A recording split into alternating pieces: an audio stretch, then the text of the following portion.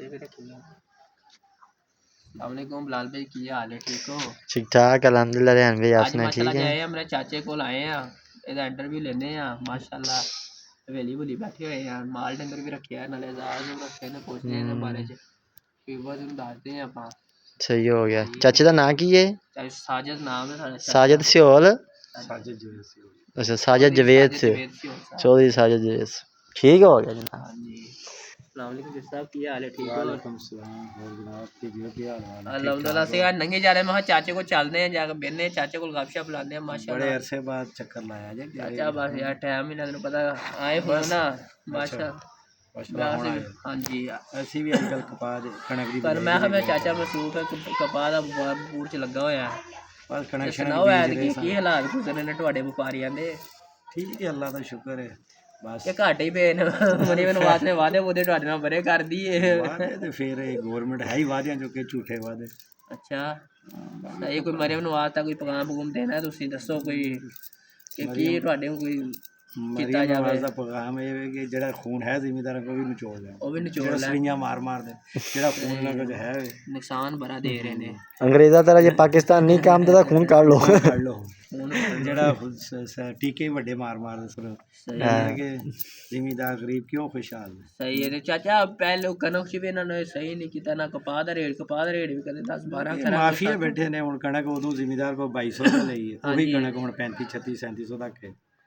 ਤੇ ਹੁਣ ਕਪਾਹ ਵੀ ਵੇਖ ਲਓ ਐਵੇਂ। ਹੁਣ ਗੰਨੇ ਵਾਸਤੇ ਵੀ ਹੁਣ ਜੀ ਨਾ ਆਖਿਆ ਜੀ ਗੰਨੇ ਦਾ ਅਸੀਂ ਰੇਟ ਤਾਇਨਾਤ ਹੀ ਨਹੀਂ ਕਰ ਸਕਦੇ। ਗੰਨੇ ਦਾ ਰੇਟ ਗੌਰਮੈਂਟ ਕੋਈ ਨਹੀਂ ਤਾਇਨਾਤ, ਜੋ ਸ਼ੂਗਰ ਮਾਫੀਆ ਮਰਜ਼ੀ ਨਾਲ ਦੇਗਾ ਨਹੀਂ ਰੇਟ। ਕੀ ਤੁਹਾਡੇ ਸਾਹਮਣੇ ਕੀ ਰੇਟ ਹੋਏਗਾ ਵੇ ਸ਼ੂਗਰ ਮਾਫੀਆ ਕਿੰਨਾ ਕੁ ਦੇਗਾ? ਮਾਫੀਆ ਹੁਣ ਤਾਂ 400 ਰੁਪਏ ਦਾ ਐਲਾਨ ਕਰ ਦਿੱਤਾ ਉਹਨਾਂ ਨੇ। ਹਾਂਜੀ 400 ਰੁਪਇਆ ਅਪਰੂਵਲ ਵੈਰਾਈਟੀ ਦਾ, 300 ਰੁਪਇਆ ਨਾਨ ਅਪਰੂਵਲ ਦਾ।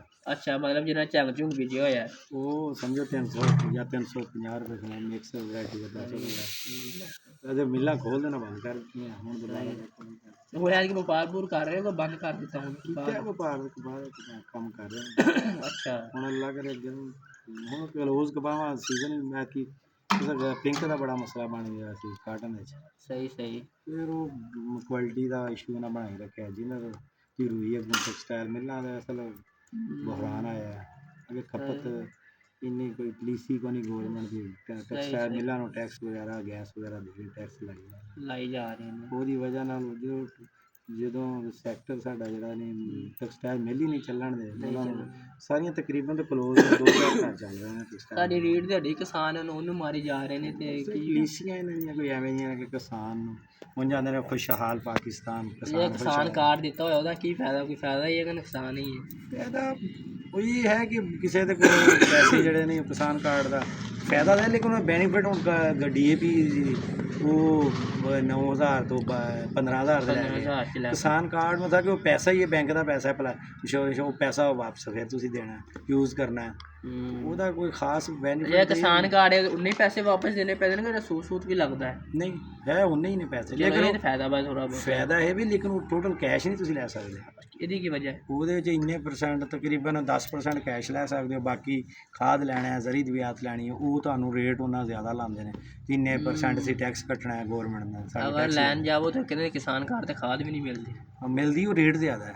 ਅਗਰ ਉਹ ਮਾਰਕੀਟ 'ਚ ਤੁਹਾਨੂੰ ਮਿਲ ਰਹੀ ਹੈ, ਅਗਰ 13000 ਦੀ ਮਿਲ ਰਹੀ ਹੈ, ਉਹੀ ਖਾਦ ਤੁਹਾਨੂੰ 15000 ਦੀ ਕਿਸਾਨ ਕਾਰਡ ਦੇ ਇੱਧਰੋਂ ਨਹੀਂ ਤਾਂ ਉੱਧਰੋਂ ਕਸੇ ਕੱਢ ਰਹੇ ਨੇ ਇਹ ਸਾਰੇ। ਬਸ ਇਹ ਮਤਲਬ ਕਿ ਹੁਣ ਚਾਚੇ ਮੱਝਾਂ ਮੁਝੇ ਵੀ ਰੱਖੀਆਂ, ਗਾਵਾਂ ਵੀ ਰੱਖੀਆਂ ਕਿ ਨਹੀਂ? ਹਾਂ ਗਾਵਾਂ ਵੀ ਰੱਖੀਆਂ ਮਾਸ਼ਾਅੱਲਾ, ਮੱਝਾਂ ਵੀ ਰੱਖੀਆਂ। ਦਿਖਾਓਗੇ ਆਪਣੇ ਵੀਵਰਸ ਨੂੰ ਜ਼ਰਾ? ਹਾਂ ਉਹ ਤੁਹਾਨੂੰ ਵਿਜ਼ਿਟ ਕਰਵਾਉਂਦੇ ਆ ਫਾਰਮ ਦਾ। ਮਾਸ਼ਾਅੱਲਾ ਜੀ ਸਾਡੇ ਚਾਚੇ ਦਾ ਫਾਰਮ ਬਣਾਇਆ ਮਾਸ਼ਾਅੱਲਾ। ਉਹ ਕੀ ਕਾਰਖਾਨਾ ਹੈ? ਕਾਰਖਾਨੇ ਸਟੋਰ ਹੈ ਕਪਾਹ ਦਾ ਸਟੋਰ ਹੈ, ਕਪਾਹ ਵਗੈਰਾ ਗੰਨਾ ਵਗੈਰਾ ਰੱਖੀ। ਹਾਂ ਰੱਖੀ ਟਰਾਲੀਆਂ ਦੇ ਮਾਸ਼ਾਅੱਲਾ ਗੰਨੇ ਕੋਲ ਢੋ।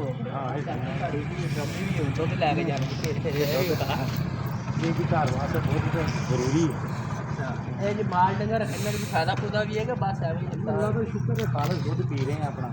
ਬਾਕੀ ਠੀਕ ਹੈ, ਲਾਸ ਵਾਲਾ ਕੰਮ ਹੈ ਡੈਰੀ ਫਾਰਮ ਦਾ ਜਿਹੜਾ ਨਹੀਂ ਇਹ ਵੀ ਕਿ ਮਾਲ ਦਾ ਕੰਮ। ਤੁਸੀਂ ਡੈਰੀ ਫਾਰਮ ਬਣਾਏਗਾ ਬਸ ਵੈਸੇ ਹੀ ਸ਼ੌਕ? ਨਹੀਂ, ਅਸੀਂ ਆਪਣੇ ਪੀਣ ਵਾਸਤੇ ਅਸੀਂ ਡੈਰੀ ਫਾਰਮ। ਹਾਂ ਆਪਣੇ ਰਕਬੇ ਆਈ ਦਾ ਸੁਬਾਹ ਸ਼ੁਗਰ ਮੇਲਾ ਚੱਲਦਾ, ਸ਼ਾਮ ਨੂੰ ਦੁੱਧ ਲੈਣ ਚਲੇ ਜਾਂਦੇ, ਲੈ ਕੇ ਚਲੇ ਜਾਂਦੇ। ਬਾਕੀ ਇਹ ਕਿ ਕੋਈ ਜਾਨਵਰ ਵਿੱਚੋਂ ਜ਼ਰੂਰਤ ਦੇ ਮੁਤਾਬਕ ਸੇਲ ਵੀ ਕਰ ਲੈਂਦੇ ਨੇ। ਕੋਈ ਬੱਕਰੇ ਨੇ। ਅੱਛਾ ਬੱਕਰੇ ਵੀ ਰੱਖੇ ਹੋਏ ਨੇ? ਬੱਕਰੇ ਹੁਣ ਗਏ ਨੇ। ਕਿੰਨੀਆਂ ਗਾਵਾਂ ਡੰਗਰ ਨੇ ਮਾਸ਼ਾਅੱਲਾ ਇਹਨਾਂ 'ਚ? ਹੈ ਨੇ ਕੋਈ 5-6 ਗਾਵਾਂ ਨੇ, ਕੋਈ ਛੋਟੇ ਬੱਚੀਆਂ ਨੇ, ਕੋਈ 4 ਮੱਝਾਂ ਨੇ।